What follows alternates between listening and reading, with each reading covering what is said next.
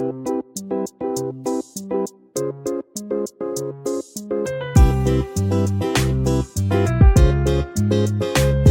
Kitchen मध्ये नमस्ते. मी बनवते इथे वाकट्यांचा रस्सा. तर इथे आहे ना, वाकट्याना आहे ना, आम्ही जेव्हा घेतल्या तेव्हाच अशा साफ करून घेतलेल्या आहे आणि कट केलेल्या आहेत, म्हणून इथे मोठे पीस आहेत. तुम्हाला पाहिजे तर तुम्ही छोटे करू शकता. इथे आहे ना, स्वच्छ धुवायचे, 1 ते 2 पाण्याने स्वच्छ धुवून घ्यायचं.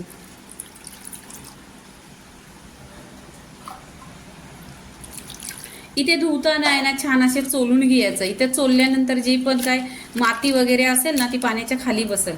1 ते 2 पाण्याने स्वच्छ धुवायच्या. गॅसवर कढई ठेवलेली आहे, त्याच्यामध्ये 2 चमचा तेल टाकलेला आहे. हा तेल आहे ना, तिलाचा तेल आहे. जेव्हा पण तुम्ही मच्छी बनवणार तर तिलाचा तेल घेतल्याने टेस्ट खूप छान येतो. 1 चमचा तेल टाकलेलं आहे. तेल गरम झालेलं आहे. इथे फ्रेश कढीपत्ता. आता इथे 4 कांदे घेतलेले आहेत चिरलेले. कांदा छान असा गोल्डन कलरवर छान असा परतून घ्यायचा तेलावर. इथे कांदा आहे ना, छान असा गोल्डन झालेला आहे. इथे आहे ना, टोमॅटो घेतले, 4 टोमॅटो घेतलेले आहेत, कट केलेले आहेत. इथे चवीनुसार मीठ घेतलेलं आहे. इथे आहे ना, फोडणीमध्ये कोथिंबीर टाकायची, खूप छान टेस्ट येतो. आता तेलावर आहे ना, छान असा टोमॅटोचा पाणी करून घ्यायचा पूर्णपणे.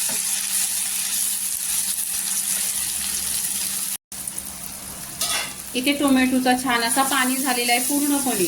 आता इथे काय करायचं, अद्रक लसणाची पेस्ट घ्यायची 1 चमचा, छान अशी तेलावर परतून घ्यायची, पूर्णपणे कच्चापण निघाला पाहिजे. आता इथे सुके मसाले टाकायचे. काश्मीरी लाल मिरची पावडर अर्धी चमचा, आगरी मसाला 1 चमचा, धना पावडर अर्धी चमचा आणि हल्दी पावडर अर्धी चमचा, गरम मसाला अर्धी चमचा, बडीशेप पावडर अर्धी चमचा. आता इथे कोरडे मसाले आहे, छान असं तेलावर परतून घ्यायचं, पूर्णपणे एकजीव करायचा. आणि छान असं यायला आहे ना, तरी पण येते या रशाला. तुम्ही अशा पद्धतीने माझ्या पद्धतीने बनवा, 1 नंबर लागते. आता इथे पाणी टाकायचं. पाणी आहे ना, कोमट घेतलं किंवा गरम घेतलं तरी चालेल. मी इथे 1 ग्लास पाणी टाकणार आहे. आणि छान असं आहे ना, पूर्णपणे मसाला त्याच्यामध्ये मिक्स करून घ्यायचं, एकजीव करून घ्यायचा.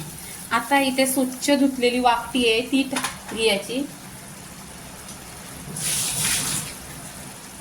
इथे स्वच्छ वाकटे धुतलेले आहेत 2 ते 3 पाण्याने आणि त्याच्यावर लिंबू पिळून घ्यायचा. लिंबू पिळल्याने आहे ना, टेस्ट खूप छान येतो. आता इथे काय करायचं, मसाल्यामध्ये पूर्णपणे आहे ना मिक्स करून घ्यायची. मसाल्यात मिक्स केल्यानंतर गॅस स्लो करायचा आणि याच्यावर ढाकण ठेवायचा आणि छान अशा 10 मिनिटं शिजवून घ्यायच्या, कारण ह्या आहे पाण्यामध्ये भिजत ठेवलेल्या.